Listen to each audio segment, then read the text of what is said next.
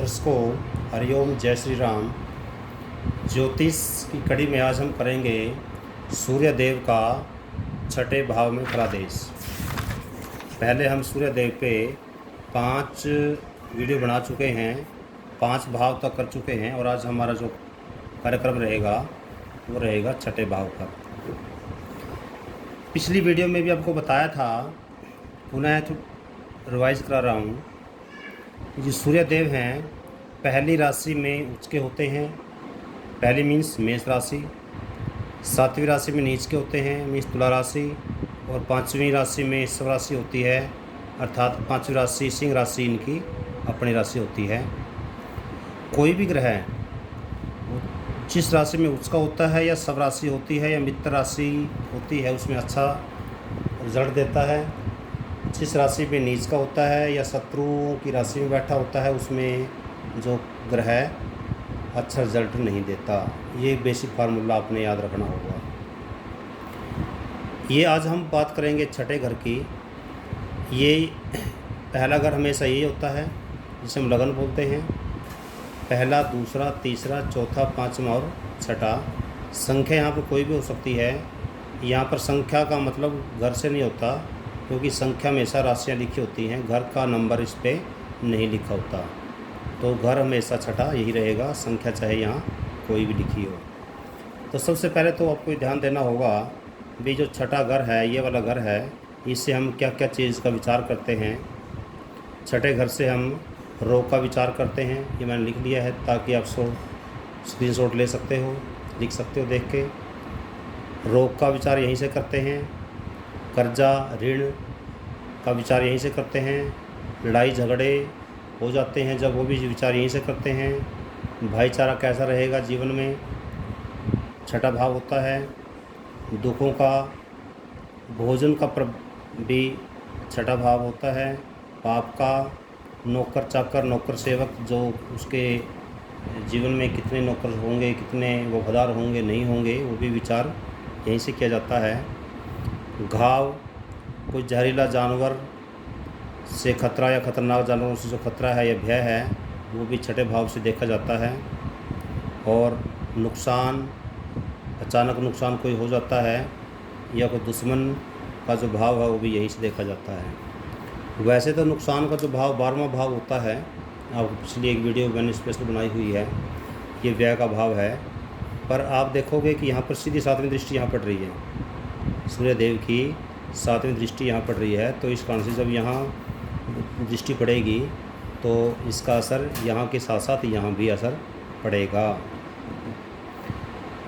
सबसे पहले आपको एक बात को ध्यान देना होगा कि सूर्य देव के जिसके बारे में हम अभी डिस्कस कर रहे हैं, सूर्य देव आत्मा के कारक हैं, मान सम्मान इज्जत के कारक हैं, पिता के कारक हैं, राजकीय काम अर्थात सरकारी कामकाज होते हैं, सरकारी व्यक्तियों से संबंध कैसे हैं, सरकार से जुड़े हुए जो पदाधिकारी हैं उनसे, उनके साथ हमारे रिश्ते कैसे रहेंगे, उसका संबंध भी हमारा छठे घर से ही होता है। या सरकारी जैसे राजनीतिज्ञ लोग हैं उनसे हमारे संबंध कैसे होंगे, उठना बैठना कितना होगा, वो भी संबंध हमारा छठे घर से ही हम देखते हैं। अब संबंध हमारा अच्छा रहेगा बुरा रहेगा क्या, किस पे डिपेंड करता है।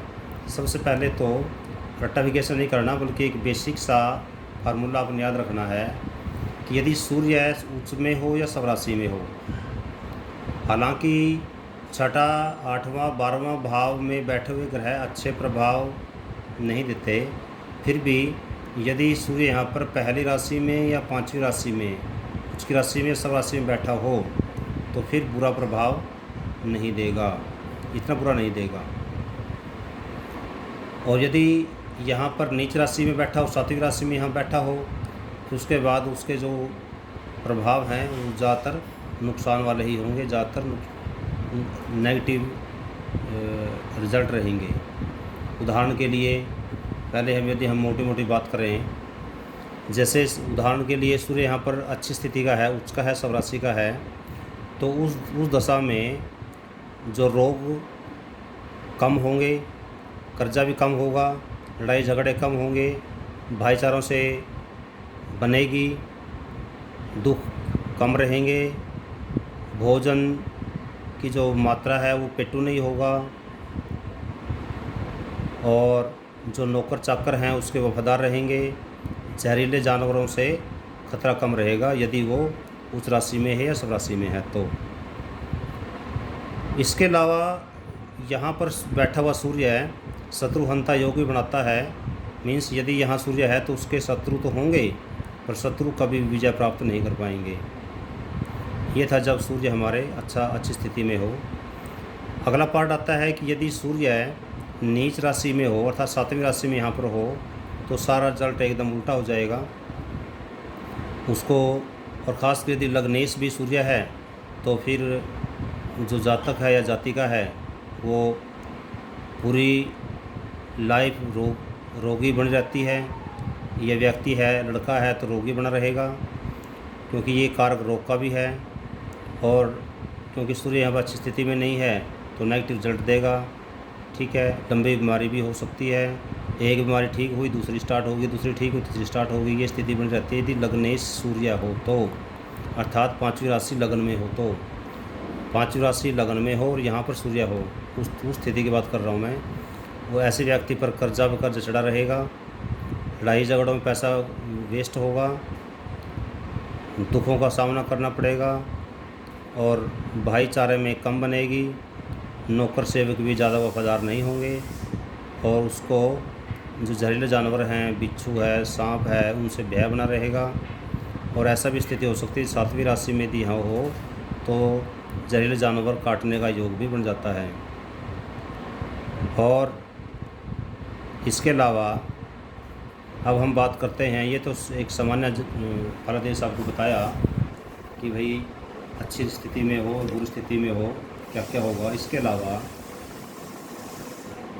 एक बात और आपने ध्यान देनी है, तो अभी दोबारा पहले बताया था आपको कि यहाँ पर सूर्य शत्रुहंता योग बनाता है। शत्रु तो बहुत होंगे पर शत्रुओं पर विजय प्राप्त कर लेगा। अच्छा, एक पॉजिटिव सेंस का एक और है जो बताना रह गया कि छठा घर जो है सरकारी नौकरी का भी है। जो छठा घर होता है ये सरकारी नौकरी का भी होता है। तो यदि छठा घर का सरकारी नौकरी भाव का जो स्वामी है सूर्यदेव यदि यहीं बैठा हुआ है और उसका हो, स्वराशि का हो, उसका हो, अच्छी डिग्री का हो, तो ऐसे व्यक्ति को सरकारी नौकरी ज़रूर मिलती है। हाँ, यदि नीच का हो तो फिर सरकारी नौकरी मिलने में उसको दिक्कत रहेगी। अब क्योंकि जो सूर्यदेव है वो हमारे आत्मा कारक भी हैं, मान सम्मान के कारक भी हैं, तो इस वजह से यदि उच्च स्थिति में का सूर्य हुआ तो समाज में हमारा मान सम्मान रुतबा बढ़ेगा, और यदि नीच का हुआ तो हमारा मान सम्मान रुतबा कम होगा। ये आपको मोटी मोटी बातें याद रखने की ज़रूरी है।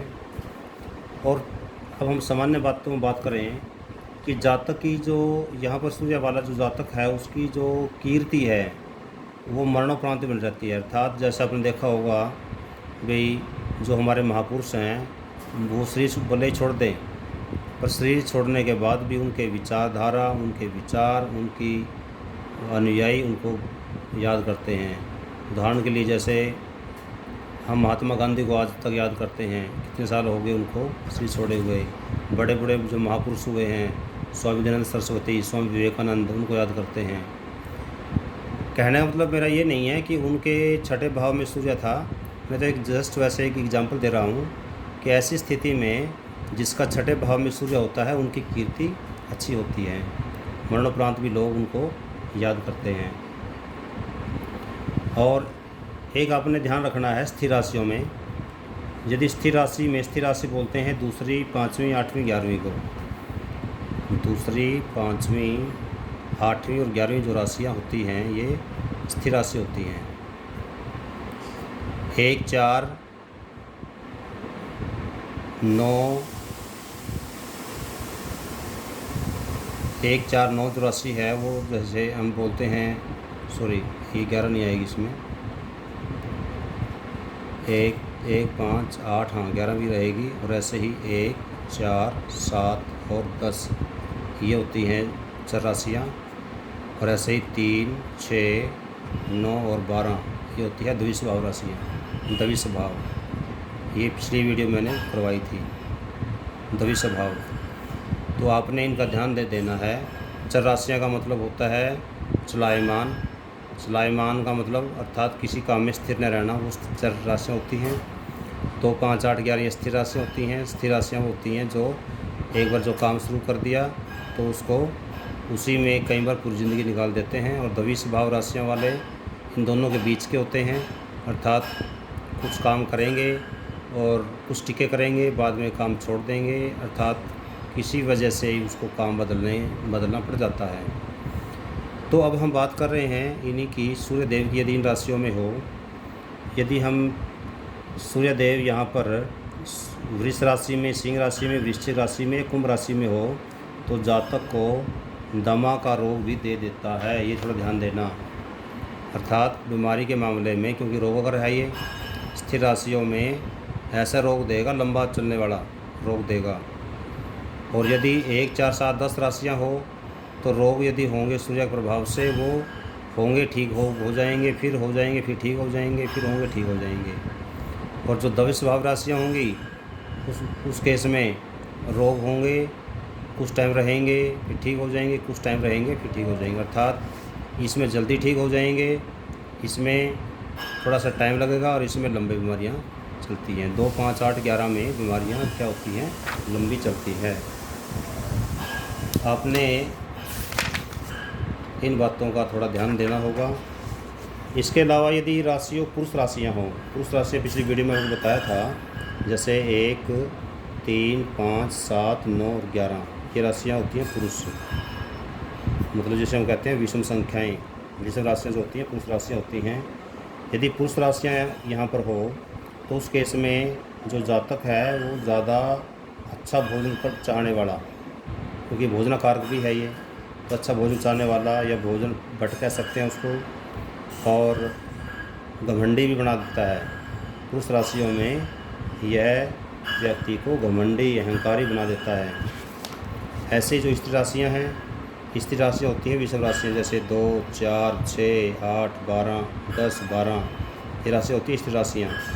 स्त्री राशियों में जो यदि सूर्य विराजमान हो तो उस केस में एक तो क्रोधी बना सकता है, और कई बार ना ऐसा होता है कि आपने कई बार देखा होगा कुछ लोग बड़ी चिकनी चौकड़ी बातें करते हैं अपना काम निकलवाने के लिए।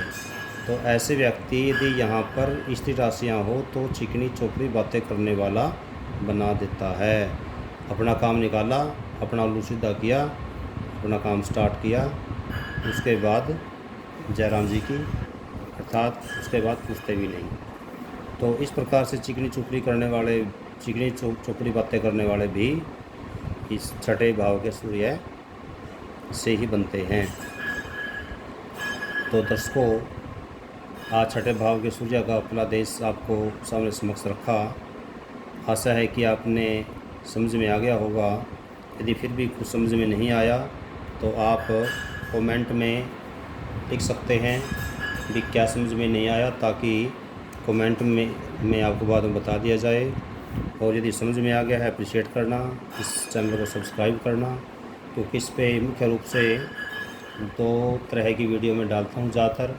एक कॉम्पिटिटिव एग्ज़ाम्स की, जिसमें एक शॉर्टकट मैथमेटिक्स होता है, दूसरा ज्योतिष की, जो बच्चे ज्योतिष सीखने की इच्छुक हैं। जो वीडियो आपके काम की है वो देख लें, ज्योतिष सीखने वाले हैं वो ज्योतिष की देख लें, और जो कॉम्पिटिटिव की तैयारी करने वाले बच्चे हैं वो कॉम्पिटिटिव की मैथ रीजनिंग की वीडियो देख लें। तो आज के वीडियो में इतना ही। जय हिंद, जय भारत।